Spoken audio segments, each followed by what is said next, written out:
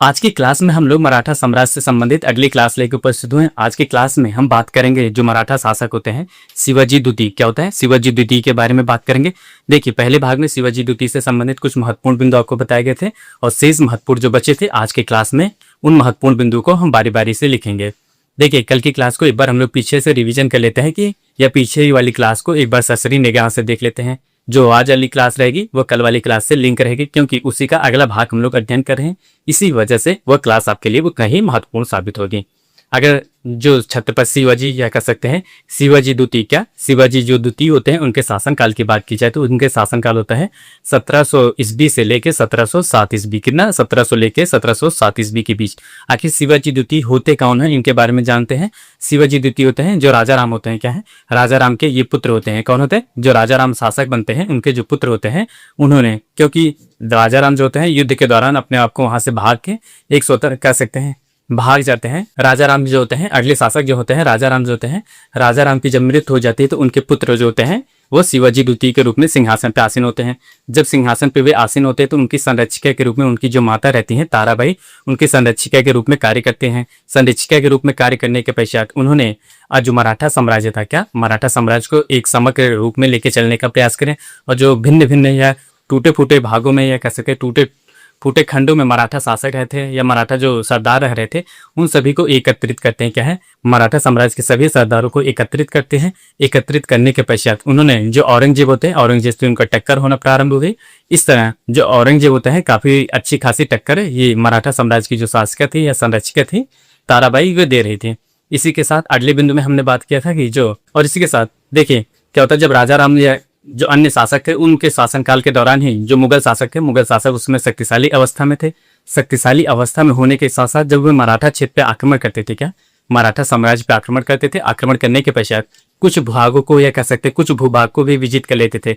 लेकिन जब ताराबाई संरक्षिका के रूप में, शिवाजी द्वितीय के रूप में या संरक्षिका के रूप में कार्य संचालन करे थे या जो साम्राज्य तथा मराठा साम्राज्य की वो बागडोर संभाल रही थी उस समय उन्होंने जब मुगलों को टक्कर देना प्रारंभ कर देते हैं, जब टक्कर देना प्रारंभ कर देते थे जो पहले मुगल साम्राज्य के या मराठा साम्राज्य की भूभाग थी उन साम्राज्य या भूभाग को वे स्वतंत्र कराने का भी प्रयास करती और उस स्वतंत्र कराने में वे सफल भी होती हैं। क्या होता था? देखिए, जब ताराबाई से पहले जो भी शासक होते थे मुगल शासक उनके साम्राज्य के ऊपर आक्रमण करते थे। आक्रमण करने के पश्चात कुछ भूभागों को मुगल साम्राज्य अपने साम्राज्य में सम्मिलित कर लेता था। लेकिन जब ताराबाई क्या होते हैं शासक संरक्षिका के रूप में कार्य करती हैं, कार्य करने के पश्चात उन्होंने मुगलों के ऊपर आक्रमण करना प्रारंभ करती है। आक्रमण करने के पश्चात जो पहले मराठा साम्राज्य का भूभाग था उसको पुनः प्राप्त करने का प्रयास करती हैं। ये आपको बताया गया था। इसी के साथ आपको बताया गया कि जो 1707 ईस्वी में क्या होता है, 1707 ईस्वी में औरंगजेब की मृत्यु हो जाती है। क्या है? औरंगजेब की मृत्यु हो जाती है। मैं पंकज कुमार आपको मराठा साम्राज्य से संबंधित ऐसे ही महत्वपूर्ण क्लास लेकर रोजाना उपस्थित होते हैं। आप हमारे चैनल पे नए हो तो चैनल को लाइक करें, शेयर करें, सब्सक्राइब करें। चलिए आज के क्लास की तरफ चलते हैं। देखिए, आज के क्लास का पहला बिंदु लिखेंगे। देखिए यहाँ पे लिखेगा आज का पहले क्लास का पहला बिंदु लिखेगा औरंगजेब की मृत्यु। क्या होता है? औरंगजेब की मृत्यु। औरंगजेब की मृत्यु 1707 ईस्वी में हो जाती है। क्या होता है? औरंगजेब की मृत्यु कब हो जाती है? अगर औरंगजेब की मृत्यु की बात की जाए तो इनकी मृत्यु होती है 1707 ईस्वी में मृत्यु हो जाती है। अब मृत्यु होने के पश्चात अब यहाँ से जो मराठा शासक होते हैं और मुगल शासक होते हैं इन दोनों में एक नई ट्विस्ट आती है। ट्विस्ट यह होता है कि जो पहले क्या होता है जो जुल्फिकार, देखिए जब औरंगजेब की मृत्यु हो जाती है तो मृत्यु होने के पश्चात क्या होता है, जब औरंगजेब की मृत्यु हो जाती है आपको पहले बताया गया मुगल शासक का अंतिम जो होता है, अंतिम शक्तिशाली मुगल शासक कौन होते हैं? औरंगजेब होते हैं। जब इनका मृत्यु हो जाता है या औरंगजेब की मृत्यु हो जाती है, मृत्यु होने के पश्चात उत्तरकालीन मुगल बादशाह की बात की जाए तो ये काफी अयोग्य थे। क्या थे? ये योग्य शासक के रूप में नहीं थे। इनको शासन संचालन के लिए वही व्यक्ति बैठाता था जो कह सकते हैं उस साम्राज्य का सबसे शक्तिशाली गुट होता था, वही अगला शासक इनको नियुक्त करता था। जब इस तरह इनकी कंडीशन होती है तो इसके बाद जो मोहम्मद मुअज्जम होते कौन होते हैं? मोहम्मद मुअज्जम को ईरानी दल के जो शासक होते कौन होते? ईरानी दल के जो शासक होते हैं जुल्फिकार खान के सहयोग से वे शासक बनते हैं। यहाँ पे लिखेगा अगला बिंदु, यहाँ पे लिखेगा औरंगजेब की मृत्यु के पश्चात, यहाँ पे अगला बिंदु है औरंगजेब के मृत्यु के पश्चात ईरानी दल के नेता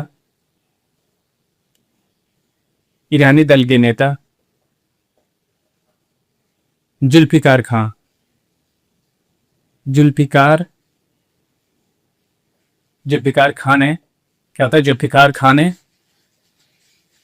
क्या होता है, जुल्फिकार खान ने मोहम्मद मुअज्जम को शासक बनाते हैं। उसी के साथ उन्होंने एक रणनीति बनाती है कि जो जो पहले क्या होता है साहू जी थे, क्या थे साहू जी थे, जो संभाजी के पुत्र थे, क्या थे संभाजी के पुत्र थे, उनको बंदी बना लिया गया था। राजा राम के शासनकाल में उनको बंदी बना लिए गए थे, साथ ही साथ उनके माता को भी। जब उनको बंदी बना लिया गया था, जो जुल्फिकार होते हैं, जुल्फिकार खां होते हैं, उन्होंने एक रणनीति बनाते हैं कि इस मराठा शासक को, या कह सकते हैं इस मराठा सरदार को, या मराठा जो शासक होते हैं, उत्तराधिकारी होते हैं, इनको पुनः मराठवाड़ा, जो मराठवाड़ा क्षेत्र होता है वहां पे भेज दिया जाए। क्या होता है, इसके बाद अगला बिंदु लिखेंगे जुल्फिकार खान ने, देखिए जुल्फिकार खां की सहायता से क्या होता है, जुल्फिकार की सलाह से क्या होता है, जुल्फिकार की सलाह से मोहम्मद क्या होता है, मोहम्मद मुअज्जम क्या होता है, मोहम्मद मुअज्जम, जो मोहम्मद मुअज्जम होते हैं वे साहू जी को, जो साहू जी होते हैं, छत्रपति साहू जी होते हैं, उनको कैद से मुक्त कर देते हैं। मुअज्जम ने, यहाँ पे लिखेगा मोहम्मद मुअज्जम ने साहू को कैद से मुक्त कर देते हैं। साहू को मराठवाड़ा क्षेत्र क्या कहते हैं, मराठवाड़ा क्षेत्र भाग जाने को कहा, भाग जाने को कहा। आखिर वे जो मुगल शासक होते हैं ऐसा क्यों करते हैं, उनका कहने का एक ही मकसद था। जैसे अब मान लीजिए आप दो भाई हैं, क्या है, आप दो भाई हैं, आप दोनों भाइयों में से आप बचपन में एक का एक भाई गायब हो गया, या कह सकते गुम हो गया है। क्या था, जब गुम हो गया काफी समय पश्चात, जब आप काफी जवान हो गए, तो उसके समय जब आपके जायदाद जमीन का बंटवारा होने का समय आ गया, तो उस समय आपका जो भाई पहले गायब हो गया था वो अचानक उपस्थित हो जाता है। उपस्थित होने के पश्चात क्या होता है, अब उन दोनों जायदादों में बंटवारा होगा। पहले जिस पर एक आपका ही एक पत्ते अधिकार होता था, लेकिन जब आपका भाई उपस्थित हो गया तो उसमें देखेंगे तो दो भागों में विभाजित होगा। यही रणनीतियां जो होती है, यही रणनीतियां हूबहू जो मुगल शासक होते हैं वो अपनाने का प्रारंभ करते हैं, या अपनाना चाहते थे, और वे इस जो इनकी रणनीति होती है उस रणनीतियों में सफल भी साबित होते हैं। और इसके बाद हम लोग अगले दिन लिखेंगे, अगले दिन तुम्हें लिखेंगे, देखिए क्या होता है, यहाँ से भाग जाने को कहते हैं। तो जो साहू जी होते हैं, यहाँ पे लिखेगा साहू जी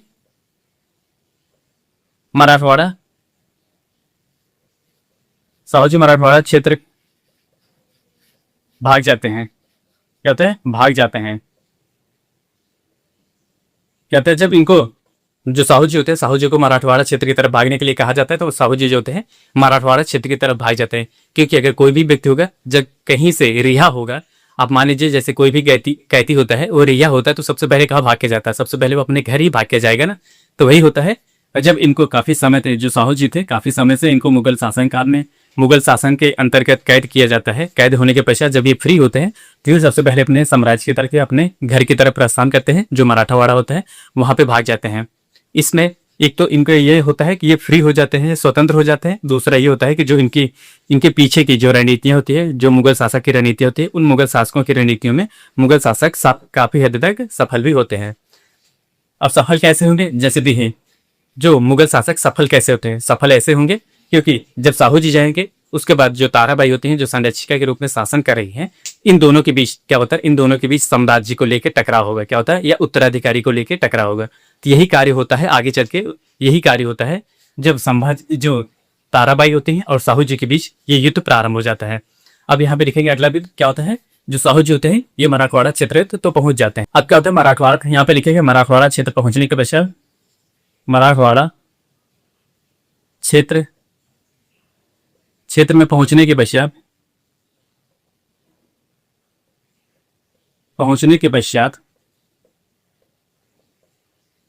देखिए जब ये मराठावाड़ा क्षेत्र में पहुंच जाएंगे तो जाहिर सी बात है ये भी उत्तराधिकारी के दावेदार हैं, और जो शिवाजी द्वितीय हैं वे भी उत्तराधिकारी के दावेदार हैं। तो इन दोनों में जो कह सकते हैं, जो मराठा साम्राज्य क्या था, जो पहले मराठा साम्राज्य एक समग्र साम्राज्य के रूप में या एकत्रित साम्राज्य था, अब वो दो भागों में विखंडित हो जाएगा। क्या होता है, दो भागों में विखंडित हो जाएगा। पहुंचने के पश्चात मराठा साम्राज्य, यहाँ पे लिखेगा मराठा साम्राज्य, मराठा जो साम्राज्य होता है, इनके पहुंचने के पश्चात मराठा साम्राज्य दो भागों में या दो गुटों में विभक्त हो जाता है, विभक्त हो जाता है। दो भागों में जब विभक्त हो जाएगा तो जाहिर सी बात है कुछ सरदार संभाजी के पक्ष में हो जाते हैं और कुछ सरदार जो होते हैं ताराबाई के पक्ष में हो जाएंगे। क्या होता है, ताराबाई के पक्ष में हो जाएंगे। अब इसी के साथ साथ अब इस युद्ध में जो होता है अपने आप को दावेदारी या उत्तराधिकारी किसको नियुक्त किया जाए या उत्तराधिकारी के लिए कौन प्रबल दावेदार होगा, इनके बारे में जानेंगे। देखिए जो अब इसमें क्या होता है, अब एंट्री होती है इनकी बालाजी विश्वनाथ की। किसकी एंट्री होती है? बालाजी विश्वनाथ की। बालाजी विश्वनाथ जो होते हैं कोंकण के ब्राह्मण थे। कौन थे? कोंकण के ब्राह्मण थे। इन्होंने साहू जी का सहयोग करते हैं। क्या है? साहू जी का सहयोग करते हैं। सहयोग करने के पश्चात जो ताराबाई थी, ताराबाई पराजित होती है। क्या होते हैं? ताराबाई को पराजित किया जाता है। यहाँ पे लिखेगा बालाजी विश्वनाथ। क्या है? बालाजी विश्वनाथ। बालाजी विश्वनाथ जो थे बालाजी विश्वनाथ नामक, यहाँ पे लिखिए नामक कोंकण ब्राह्मण। कैसे? कोंकण ब्राह्मण। जो कोंकण ब्राह्मण है साहू जी की मदद करते हैं। साहू जी की मदद करते हैं और ताराबाई को पराजित करते हैं। क्या था, जो ताराबाई थे उनको पराजित भी किया जाता है। किस लिए किया जाता है? क्योंकि अगर जब पराजित हो रहे इसमें देखा जाए तो जो खेड़ा का युद्ध होता है, कौन सा? खेड़ा का युद्ध। यहाँ पे लिखेगा किस में पराजित होते हैं? खेड़ा का युद्ध। अगर इसकी बात की जाए तो ये युद्ध होता है 1707 ईस्वी में। कब? 1707 ईस्वी में। आखिर इस युद्ध में दो सेनाएं आमने सामने कौन होती है? एक तो होते हैं ताराबाई। कौन? ताराबाई। और दूसरे होते हैं साहू जी।